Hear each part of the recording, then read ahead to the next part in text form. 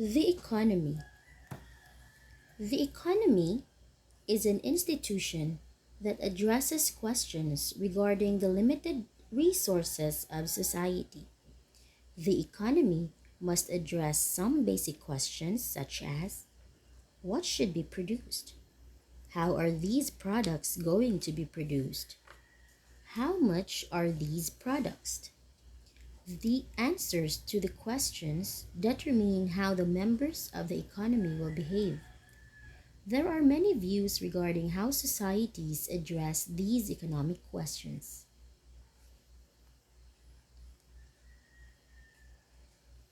According to liberal economists, the answer to the important questions regarding the resources of the society should be determined by the market. The market, according to Adam Smith, is a self regulating mechanism. The laws and other processes of the market determine the number of goods that will be made available to the members of society, as well as their prices in the market.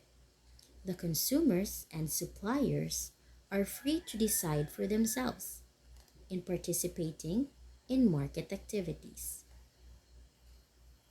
Therefore, there is no need for state intervention in the economy. Free competition, which is vital to the market economy, will limit the greed of self interested individuals. Socialists, on the contrary, have a different point of view regarding the economy. They believe that the bourgeoisie, or the social class that largely controls the means of production, would have an overwhelming control over the free market economy. According to them, only the bourgeoisie benefits from the free market system. The bourgeoisie is made up of those who are involved in the financial sector, like bankers, industrialists, and owners of corporations. They comprise the minority of society, and Karl Marx argued that wealth is concentrated on the few. It is for this reason that socialists like Marx and Engels argued that the market and state should be under the control of the proletariat or the laborers.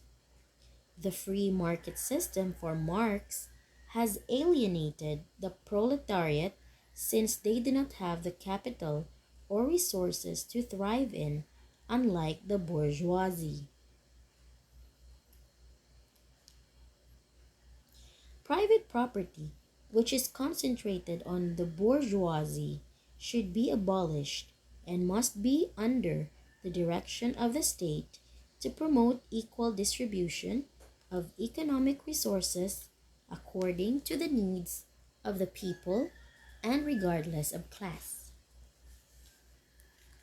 This is based on the assumption that individuals would not be self interested individuals but rather individuals who are willing to share resources with one another.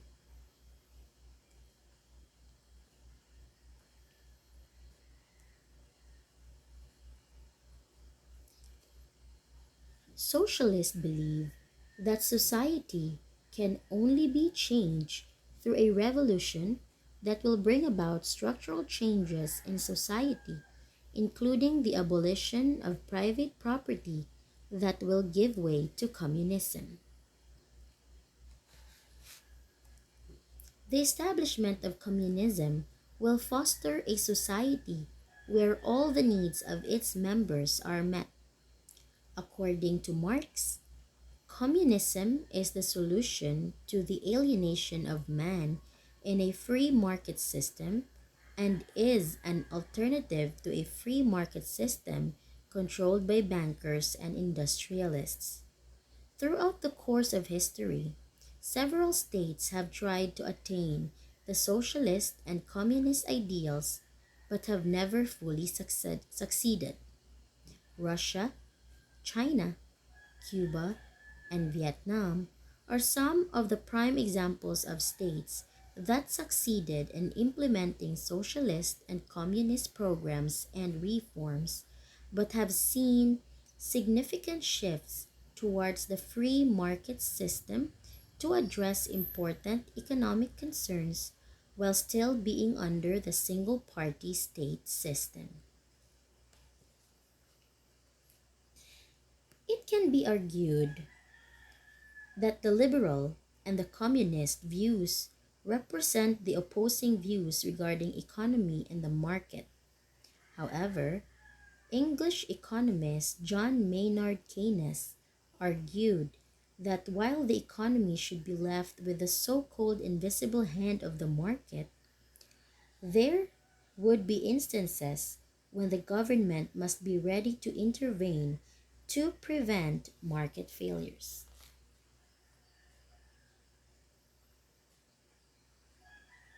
Market failures refer to cases when the market becomes inefficient due to imperfect competition, imperfect information, imperfect mobility, and the like. In such cases, the government should be allowed to intervene in the economy to resolve such issues. An example of a government intervention is the regulation of companies that already control a sizable part of the market, resulting in effective monopoly.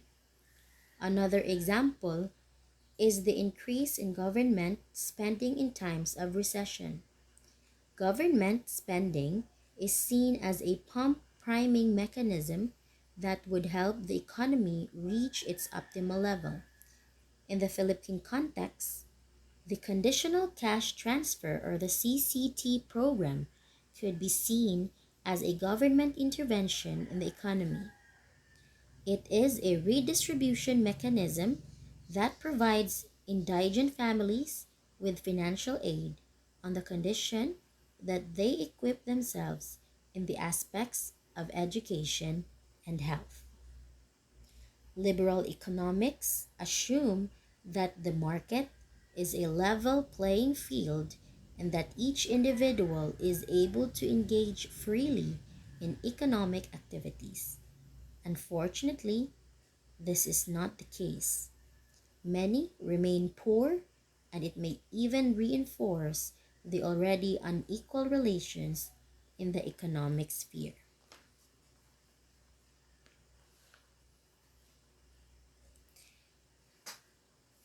Educational and health institutions. Two institutions that uphold basic human rights are the educational and health institutions. Educational institutions ensure that individuals are functionally literate. Health institutions ensure that individuals have access to health services to promote universal public health. Educational and health services could be provided by either the state or by private entities. In an ideal situation, basic education and health services are provided for free by the state. Some societies, particularly states that have improved economies like Germany, offer free tertiary education for its citizens. In other developing or underdeveloped societies, quality basic education and health services could only be provided by private entities for a fee. Public schools and public hospitals in these societies may have limited services that are free of charge. This is a continuing challenge for those societies. Educational institutions like schools do not only ensure a literate population, they also transmit culture. The beliefs, norms, values, and practices of a society are taught in classroom. As such, schools and teachers are agents of socialization.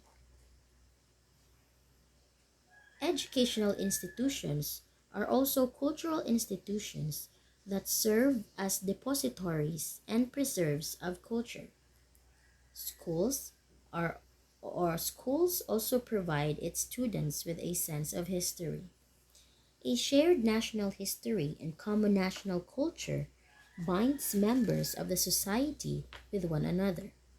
Schools can therefore be a means for the state to create a loyal citizenry.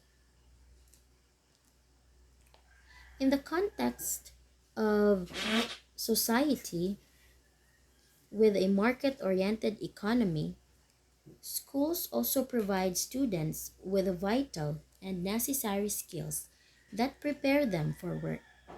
In a more general perspective, educational institutions feed the economy with skilled and competent individuals to ensure continuous economic productivity.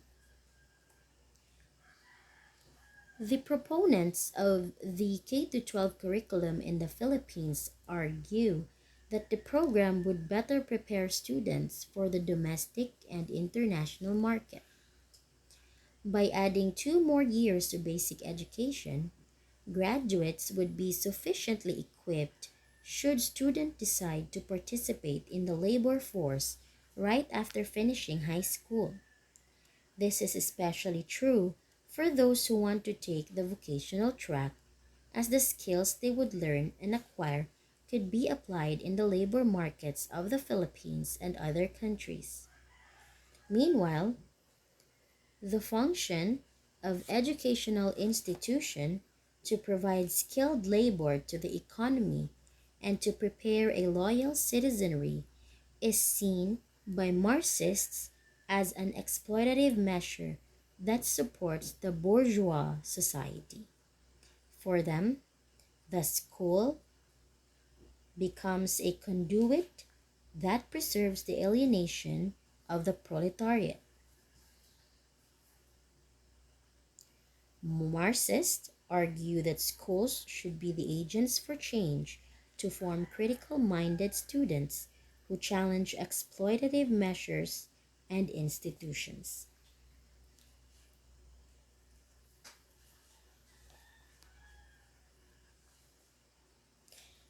Educational institutions have since changed in contrast to the previous periods in history.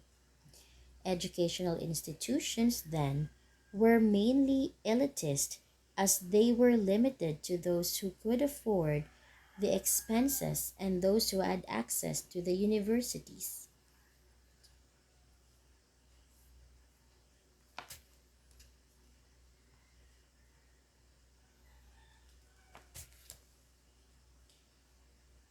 Educational institutions then were also limited to men. Today, it is the primary objective of educational institution to provide universal education regardless of status. Furthermore, there are now diverse ways of having education and earning a degree. Some students opt to be homeschooled, whereby the level of quality of education is on a par with the traditional schools in the Philippines.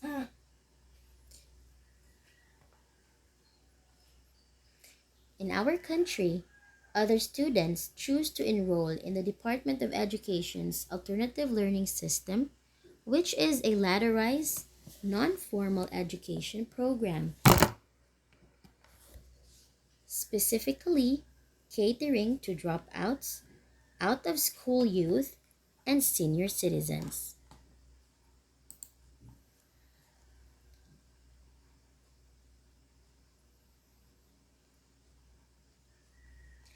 Health institutions, meanwhile, are primarily established to ensure public health and to provide universal health services.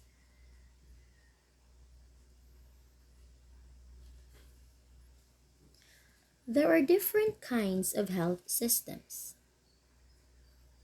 We have the Western health systems,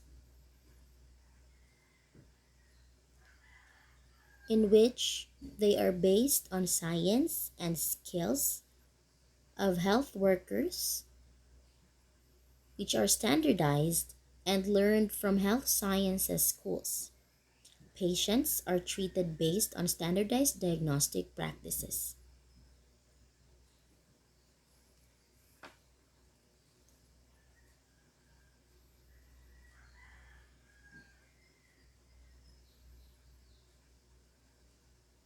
On the other hand, there are still societies that make use of traditional or alternative health systems.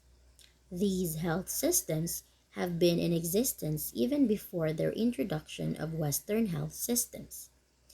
Illnesses that are not recognized by Western health systems are usually referred to traditional healers.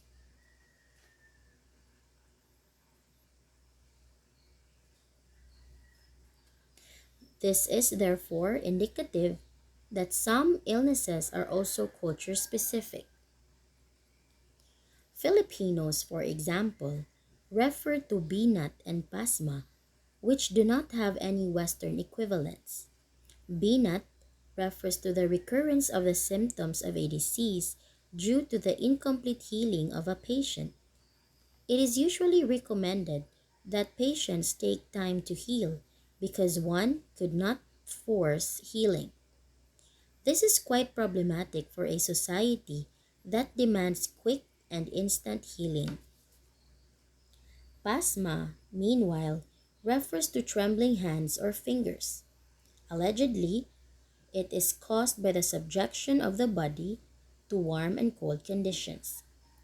It would not be good for the body, which was subjected to heat, to be immediately subjected to the cold conditions. The body is supposed to cool down gradually to avoid pasma. Western health systems do not recognize both and would at best consider them as symptoms of other diseases. It is observed that traditional health systems make use of more natural methods of healing and natural medicines as well.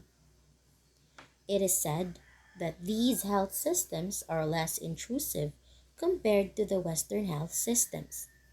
Traditional health systems are also said to employ a holistic perspective in their methods. The effectiveness of traditional medicines and traditional practices could be verified through the use of science.